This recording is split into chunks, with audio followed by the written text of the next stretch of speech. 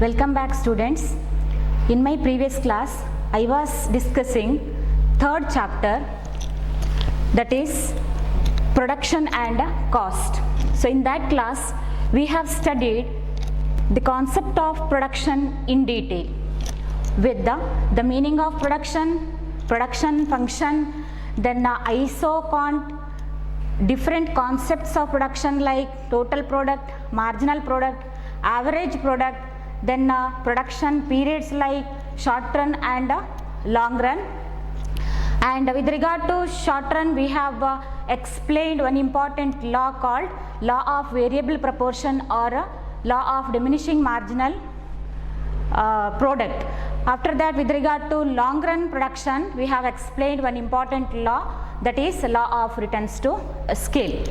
So in my today's class I am going to discuss another important concept, that is cost.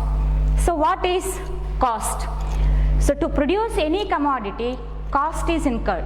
Producer has to pay some amount of money to purchase different inputs. So then what is cost? Expenses incurred in the production of a commodity by the firm. Expenses incurred in the production of a commodity. To produce any commodity, producer has to incur cost, that is called cost of production. Then what is this cost function of a firm? Cost function ಅಂದರೆ ಏನು? ಒಂದು ಫರ್ಮಿನ cost function ಅಂದರೆ ಏನು? Cost ಅಂತ ಹೇಳಿದರೆ ಉತ್ಪಾದನೆಗೆ ತಗುಲುವಂತಹ ಒಟ್ಟು ವೆಚ್ಚ. ಯಾವುದೇ ಒಂದು ವಸ್ತುವನ್ನು ಉತ್ಪಾದನೆ ಮಾಡುವಾಗ ಉತ್ಪಾದನೆಗೆ ತಗುಲುವಂತಹ ಒಟ್ಟು ವೆಚ್ಚ ಅಂತ ಹೇಳಿದರೆ ಉತ್ಪಾದಕ ಅಥವಾ ಫರ್ಮ್ ಏನೆಲ್ಲ ಇನ್ಪುಟ್ಸ್ ಅಥವಾ ಫ್ಯಾಕ್ಟರ್ಸನ್ನು ಉತ್ಪಾದನೆಗೋಸ್ಕರ ಯಾವುದೇ ಒಂದು ವಸ್ತುವಿನ ಉತ್ಪಾದನೆಗೋಸ್ಕರ ಖರೀದಿ ಮಾಡ್ತಾನೋ, ಸೊ ಆ ಖರೀದಿ ಮಾಡುವಾಗ ಅವನು ಪಾವತಿ ಮಾಡುವಂತಹ ಒಟ್ಟು ವೆಚ್ಚವನ್ನು ನಾವೇನಂತ ಕರಿತೇವೆ? ಕಾಸ್ಟ್ ಅಂತ ಕರೆಯೋದು. Cost function of A firm ಅಂತ ಹೇಳಿದರೆ ಏನು? So it is nothing but least cost of producing each level of output with the given prices of factors and technology. If the prices of factors and technology are given, then how to choose the best combinations of inputs which are or which should be less expensive. ನೋಡಿ, ಇಲ್ಲಿ factors ಮತ್ತು ಟೆಕ್ನಾಲಜಿಯ ಬೆಲೆಗಳು ಗೊತ್ತಿರುವಾಗ producer ಅಥವಾ firm ಹೇಗೆ input ಕಾಂಬಿನೇಷನ್ಸನ್ನು choose ಮಾಡ್ತಾನೆ. So ಹಾಗೆ choose ಮಾಡುವಾಗ ಅವ ಲೀಸ್ಟ್ ಕಾಸ್ಟ್ ಟೆಕ್ನಾಲಜಿಯನ್ನು ಚೂಸ್ ಮಾಡಬೇಕು.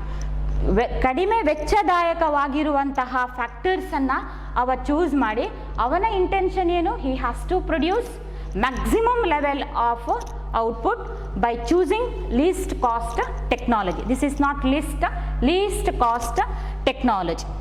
Next, what are the important types of cost? ಈ ವೆಚ್ಚ ಅನ್ನುವಂತಹ ಕಾನ್ಸೆಪ್ಟ್ನ ಬೇರೆ ಬೇರೆ ವಿಧಗಳು ಯಾವುವು?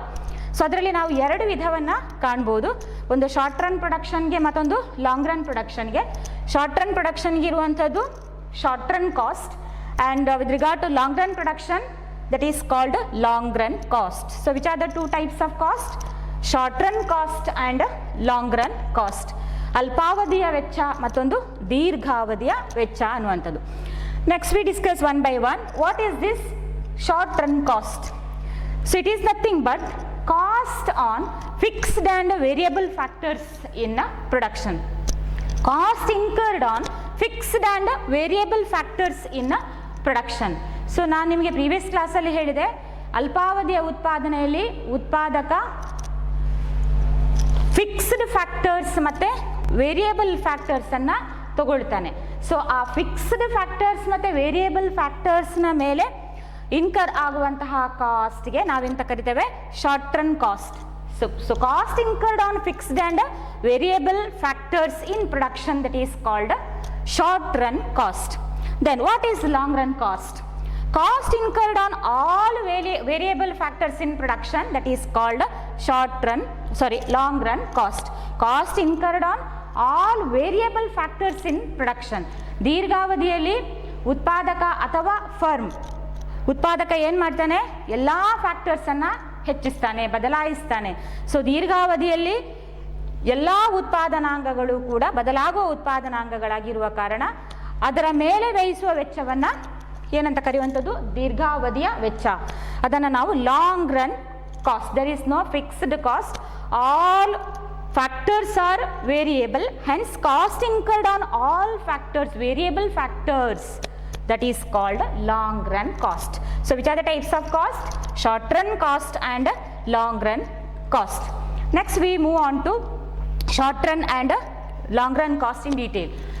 So in short run there are different types. So which are the types of short run cost? So I have written a table here to explain output, total fixed cost, total variable cost, total cost, average fixed cost, average variable cost, average cost and marginal cost. So these are the types of short run cost. So what is this TFC? Total fixed cost ಅಂತ ಹೇಳಿದರೆ ಏನು? ಇದರಲ್ಲಿ output ಮತ್ತು ಉತ್ಪಾದಿತ output ಅಥವಾ ಉತ್ಪನ್ನ ಮತ್ತು ಬೇರೆ ಬೇರೆ ವೆಚ್ಚಗಳನ್ನು, ಅಲ್ಪಾವಧಿಯ ವೆಚ್ಚಗಳನ್ನು ತೋರಿಸಿದ್ದೇನೆ. So what is this total fixed cost? ಒಟ್ಟು ಸ್ಥಿರ ವೆಚ್ಚ ಅಂತ ಹೇಳಿದರೆ ಏನು? Cost on fixed factors. So ಅಲ್ಪಾವಧಿಯಲ್ಲಿ ಉತ್ಪಾದಕನು ಸ್ಥಿರ ಮತ್ತು ಬದಲಾಗುವ ಫ್ಯಾಕ್ಟರ್ಸನ್ನು ಬಳಸ್ತಾನೆ. ಸೊ ಇಲ್ಲಿ ಟೋಟಲ್ ಫಿಕ್ಸ್ಡ್ ಕಾಸ್ಟ್ ಅಂತ ಹೇಳಿದರೆ ಕೇವಲ ಫಿಕ್ಸ್ಡ್ ಫ್ಯಾಕ್ಟರ್ಸ್ ಮೇಲೆ ಅವನು ಅಥವಾ ಉದ್ಯಮ ಸಂಸ್ಥೆಯು ವ್ಯಯಿಸುವ ವೆಚ್ಚ, that is called total fixed cost. Cost on fixed factors are factors of production, that is called total fixed cost. How to calculate this TFC? So TFC is equal to total cost minus TVC. Let us go to this table. Where is TC? Here I have written TC. So take one example. For the to produce 2 units of output, total cost incurred is 38. It may be rupees, ಅದು 100 ಇರ್ಬೋದು ಅಥವಾ 1000 ಇರ್ಬೋದು. 38. So ಈಗ ನಮಗೆ ಈ T C ಗೊತ್ತಿರುವಾಗ plus variable ಫ್ಯಾಕ್ಟರ್ನ ಮೇಲೆ incur ಆದ cost 2 units of ಔಟ್ಪುಟ್ಟನ್ನು produce ಮಾಡೋದಕ್ಕೆ 18. ಸೊ ಈ ನ್ಯೂಮೆರಿಕಲ್ ವ್ಯಾಲ್ಯೂವನ್ನು ಈ ಫಾರ್ಮುಲಾದ ಮೇಲೆ ಅಪ್ಲೈ ಮಾಡಿದಾಗ 38 minus 18, that is TFC. So TFC never changes with the change in the level of output. ಉತ್ಪಾದನೆಯಲ್ಲಿ ಯಾವುದೇ ರೀತಿಯ ಬದಲಾವಣೆ ಆದ್ರೂ ಕೂಡ ಫಿಕ್ಸ್ಡ್ ಕಾಸ್ಟ್ ಅನ್ನುವಂಥದ್ದು ಸ್ಥಿರವಾಗಿ ಇರುವಂಥದ್ದು. For example salary of permanent ಎಂಪ್ಲಾಯಿಯನ್ನು ನಾವು ತಗೊಳ್ಬೋದು, ಅಥವಾ ರೆಂಟ್ ಆನ್ ಬಿಲ್ಡಿಂಗ್ ಇರ್ಬೋದು, ಅದೆಲ್ಲ ಬದಲಾಗುವುದಿಲ್ಲ, ಅದು ಹಾಗೇ ಇರುವಂಥದ್ದು. ಸೊ ಅದರ ಮೇಲೆ ವಹಿಸುವಂತಹ ವೆಚ್ಚ. ಸೊ 38 ಮೈನಸ್ 18 ಅಂತ ಹೇಳಿದರೆ it gives us 20. So this 20 is total fixed cost. So how to calculate this total fixed cost? If we have TC and TVC value, then it can be easily calculated. TFC is equal to total cost minus total variable cost. Next one is total variable cost. ಒಟ್ಟು ಬದಲಾಗುವ ವೆಚ್ಚ ಅಂತ ಹೇಳಿದರೆ ಏನು? Cost on variable factors. Cost on variable factors is called total variable cost. ಬದಲಾಗುವ ಉತ್ಪಾದನಾಂಗಗಳ ಮೇಲೆ ವಿಧಿಸುವ ವೆಚ್ಚವನ್ನು TVC ಅಂತ ಕರಿತೇವೆ, total variable cost. How to calculate this TVC? TVC is equal to TC minus TFC. TVC is equal to total cost minus TFC. ಇದನ್ನು ಹೇಗೆ calculate ಮಾಡಿದೆವೋ ಹಾಗೇನೇ TVCಯನ್ನು ನಾವು ಕ್ಯಾಲ್ಕುಲೇಟ್ ಮಾಡಬೇಕಾಗ್ತದೆ, ಯಾಕಂದರೆ ನಮಗೆ TC ಬೇಕಾಗುವಂಥದ್ದು. ಬಟ್ ಯಾವುದನ್ನು ಮೈನಸ್ ಮಾಡಬೇಕು? TFCಯನ್ನು ಮೈನಸ್ ಮಾಡಬೇಕು. So where is T? Take for example, same for 2 units of out to produce 2 units of output, total cost incurred is 38. So this 38 and TFC is 20. These two numerical values are required to calculate TVC. 38 minus 20 gives us 18. So this is what? Total variable cost. So how to calculate this total variable cost? We need total cost, that is equal to what is that? TVC is equal to TC minus TFC. So TVC is equal to total cost minus total fixed cost. So ಅದೆರಡನ್ನ minus ಮಾಡಿದಾಗ ನಮಗೆ ಸಿಗುವಂಥದ್ದು TVC. Next one is total cost. So what is this total cost? In short run, what is this total cost? So total cost means cost on both fixed and variable factors. Cost on both fixed and variable factors, that is called total cost.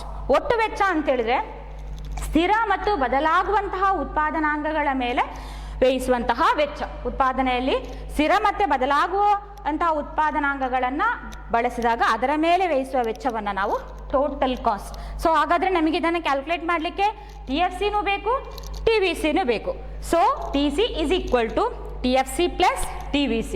So take for this example, TC ಅನ್ನುವಂಥದ್ದು 20 plus 18, it is 38. So TC is equal to total fixed cost plus total variable cost.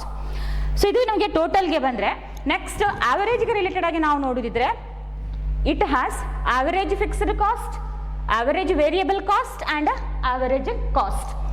So how to calculate this average fixed cost? Before seeing that formula, let us see the meaning of average fixed cost. So what is this AFC?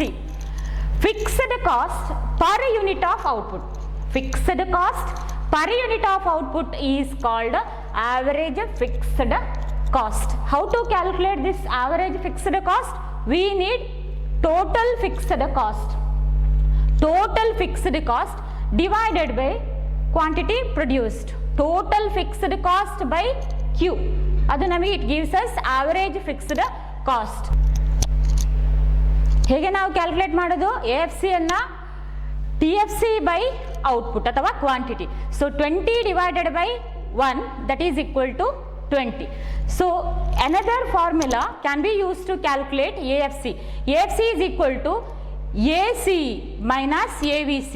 Refer that table. AC minus AVC gives us average fixed cost.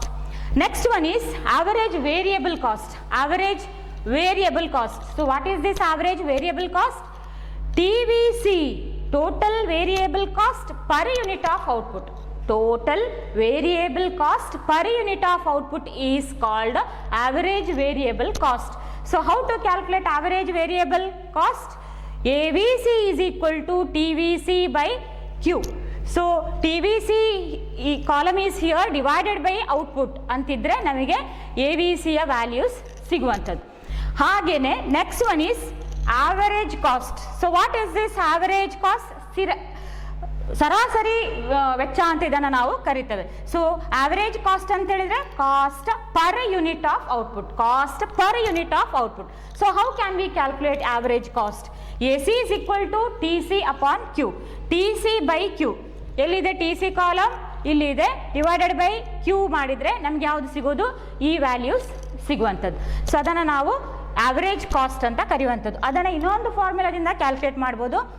AC that is equal to AFC ಮತ್ತೊಂದು plus AVC. ಅವೆರಡು ಕಾಲಮನ್ನು ನೋಡಿ, AFC ಮತ್ತು AVC ಎರಡನ್ನ ನಾವು ಒಟ್ಟು ಸೇರಿಸಿದರೆ ನಮಗೆ ಈ ವ್ಯಾಲ್ಯೂ ಸಿಗುವಂಥದ್ದು. ಈ ವ್ಯಾಲ್ಯೂ ಸಿಗುವಂಥದ್ದು. ಸೊ ಈ ರೀತಿಯಾಗಿಯೂ ಕೂಡ ನಾವು ಆವರೇಜ್ ಕಾಸ್ಟನ್ನು ಕ್ಯಾಲ್ಕುಲೇಟ್ ಮಾಡ್ಬೋದು. So what is average cost? Cost per unit of output. How can we calculate average cost? AC is equal to TC upon Q, or AC is equal to average fixed cost plus average variable cost. Next one is very important, that is short run marginal cost. This is the last type, short run marginal cost. So what is marginal cost? So it is nothing but change in total cost per unit of change in output. Change in total cost per unit of change in output. So total cost ಅಲ್ಲಿ ಎಷ್ಟು ಬದಲಾವಣೆ ಆಗಿದೆ, ನಾವು ಉತ್ಪನ್ನದಲ್ಲಿ ಎಷ್ಟು ಬದಲಾವಣೆ ಮಾಡಿದಾಗ. So ಇಲ್ಲಿಂದ ಇಲ್ಲಿಗೆ ಒಂದು ಎಕ್ಸ್ಟ್ರಾ ಯೂನಿಟನ್ನು ನಾವು ಉತ್ಪಾದನೆ ಮಾಡಿದ್ವಿ. ಸೊ ಅವಾಗ ಟೋಟಲ್ ಕಾಸ್ಟಲ್ಲಿ ಎಷ್ಟು ಬದಲಾವಣೆ ಆಯಿತು, ಇಲ್ಲಿಂದ ಇಲ್ಲಿಗೆ ಎಷ್ಟು ಬದಲಾವಣೆ ಆಯಿತು. ಸೊ ಇಲ್ಲಿಂದ ಇಲ್ಲಿಗೆ ನಾವು ಒಂದು ಎಕ್ಸ್ಟ್ರಾ ಯೂನಿಟನ್ನು ಉತ್ಪಾದನೆ ಮಾಡಿರೋದು. ಸೊ ಟೋಟಲ್ ಕಾಸ್ಟ್ ಅದಕ್ಕೆ ತಗಲಿರುವಂಥದ್ದು ಎಷ್ಟು ಎಕ್ಸ್ಟ್ರಾ. ಸೊ 38ಇಂದ 30ಯನ್ನು ಮೈನಸ್ ಮಾಡಿದಾಗ it gives us 8. MC column ಇಲ್ಲಿದೆ, ಅದು ನಮಗೆ 8 ವ್ಯಾಲ್ಯೂವನ್ನು ಕೊಡುವಂಥದ್ದು. ಹಾಗೆಯೇ ನೀವು ಯಾವ ವ್ಯಾಲ್ಯೂವನ್ನು ಕೂಡ ತಗೊಳ್ಳಿ. So it is the difference between two successive total cost. It is the difference between two successive total cost. ಹಾಗೆಯೇ ಒಂದು ಎಕ್ಸ್ಟ್ರಾ ಯೂನಿಟ್ ಆಫ್ ಔಟ್ಪುಟನ್ನು ಪ್ರೊಡ್ಯೂಸ್ ಮಾಡಬೇಕು ಅಂತಿದ್ರೆ ಅದು ಥರ್ಡಲ್ಲಿ, ಅದಕ್ಕೆ ಇನ್ಕರ್ ಆದ ಟೋಟಲ್ ಕಾಸ್ಟ್ 44. ಅದರ ಪ್ರೀವಿಯಸ್ ಒನ್ ಇದು ಎಷ್ಟು 38. ಸೊ 44 ಇಂದ 38 ಅನ್ನು ಮೈನಸ್ ಮಾಡಿದಾಗ ನಮಗೆ ಸಿಗುವಂಥದ್ದು marginal cost. Addition made to total cost for the production of an additional unit of output. ಒಂದು ಹೆಚ್ಚುವರಿ ಘಟಕವನ್ನು ಉತ್ಪಾದನೆ ಮಾಡಲಿಕ್ಕೆ ಹೆಚ್ಚುವರಿ ಎಷ್ಟು ವೆಚ್ಚ ತಗುಲಿತು ಅನ್ನುವಂಥದ್ದನ್ನು ನಾವು ಮಾರ್ಜಿನಲ್ ಕಾಸ್ಟ್ ಅಂತ ಕರಿತೇವೆ. Addition made to total cost or change in total cost per unit of change in output. How can we calculate this? ನಿಮಗೆ ಈ ಹಿಂದೆ ಕೂಡ ಸುಮಾರು ಕಾನ್ಸೆಪ್ಟ್ಸ್ ಇದಕ್ಕೆ ರಿಲೇಟೆಡ್ ಆಗಿ ಬಂದಿರುವಂಥದ್ದು, ಅಂದರೆ ಮಾರ್ಜಿನಲ್ ಅನ್ನುವಂಥ ಕಾನ್ಸೆಪ್ಟಿಗೆ ರಿಲೇಟೆಡ್ ಆಗಿ ಬಂದಿರುವಂಥದ್ದು. ಒಂದು ಯುಟಿಲಿಟಿ ಇರ್ಬೋದು, ಇನ್ನೊಂದು ರೀಸೆಂಟಾಗಿ ನಾವು ನೋಡಿದ್ದು ಪ್ರೊಡಕ್ಷನ್ಗೆ ಸಂಬಂಧಪಟ್ಟು MP ಮಾರ್ಜಿನಲ್ ಪ್ರಾಡಕ್ಟ್. ಇದು ಈಗ ನೆಕ್ಸ್ಟ್ ಒನ್ ಕಾಸ್ಟಿಗೆ ಸಂಬಂಧಪಟ್ಟಿರುವಂಥದ್ದು, that is short term marginal cost. So how to calculate SMC? SMC is equal to delta TC divided by delta Q. Delta TC divided by delta Q. Change, delta ಅಂದರೆ ಏನು ಹೇಳುವಂಥದ್ದು? change in total cost divided by change in quantity. Or it can also be calculated as SMC is equal to TCQ minus TCQ minus 1. TCQ minus TCQ minus Q minus 1 ಅಂತ ಹೇಳಿದ್ರೆ previous ಯೂನಿಟ್ನ cost. ಆಗ ನಾನು explain ಮಾಡಿದಲ್ಲ, previous ಯೂನಿಟ್ನ cost. So TCQ ಇಂದ TCQ minus 1 ಅನ್ನು ನಾವು ಕಳೆದ್ರೆ ಅವಾಗ ನಮಗೆ ಸಿಗುವಂಥದ್ದು ಮಾರ್ಜಿನಲ್ ಕಾಸ್ಟ್ ಅನ್ನುವಂಥದ್ದು. So all these are different types of short run cost. So that is very important for your exam. Which are the types of short run cost? First one is TFC, total fixed cost. Second one is TVC, total variable cost. Third one is TC, total cost. Fourth one is average fixed cost, AFC. And fifth one is average variable cost. Sixth one is average cost. And seventh one is marginal cost or short run marginal cost.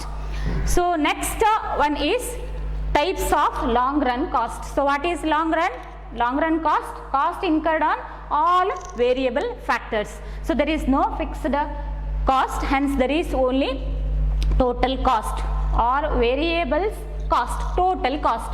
So two types of long run costs are, first one is long run average cost, second one is long run marginal cost.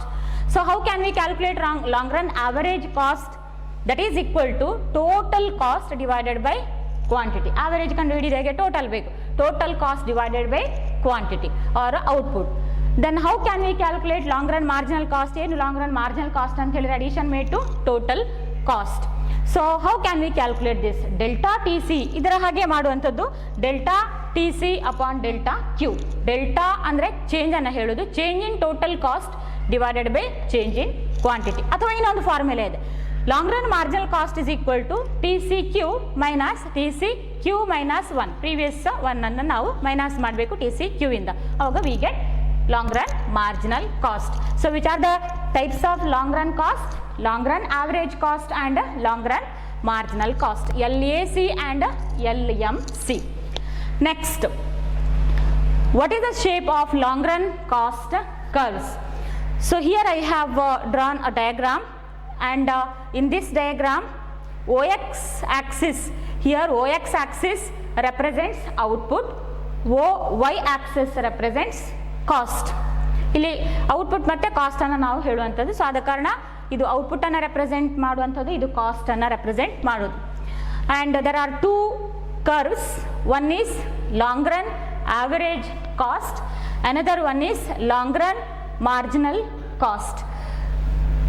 ಎರಡು ಕರ್ವ್ಗಳ shape ಯಾವ ರೀತಿ ಇದೆ? U shaped.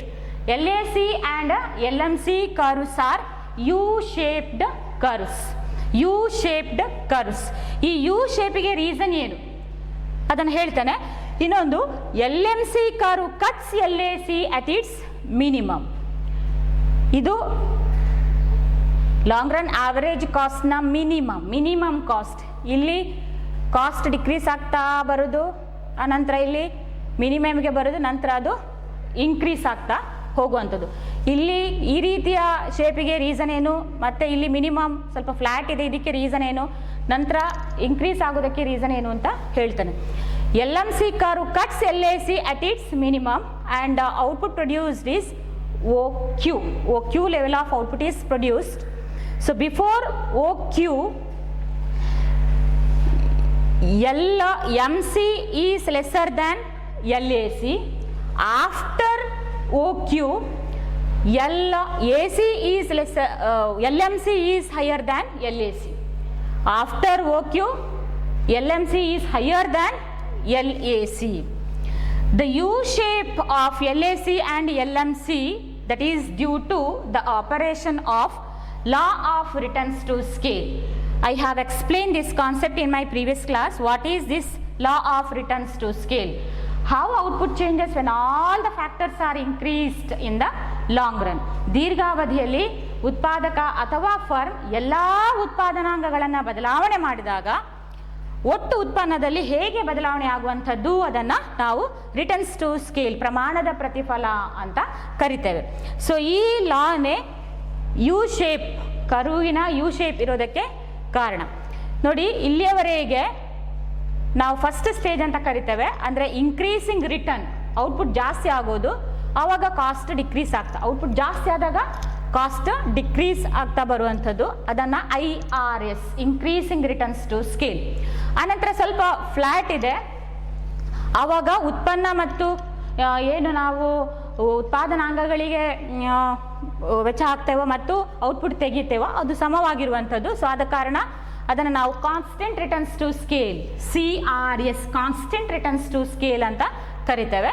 So ಇದರ ಆಚೆಗೆ LAC ಏನಾಗುವಂಥದ್ದು, ಏರ್ತಾ ಹೋಗುವಂಥದ್ದು. ಅದಕ್ಕೆ reason output ಕಮ್ಮಿ ಆಗೋದು. ಔಟ್ಪುಟ್ ಕಮ್ಮಿ ಆಗುವಾಗ ವೆಚ್ಚ ಜಾಸ್ತಿ ಆಗ್ತಾ ಹೋಗೋದು.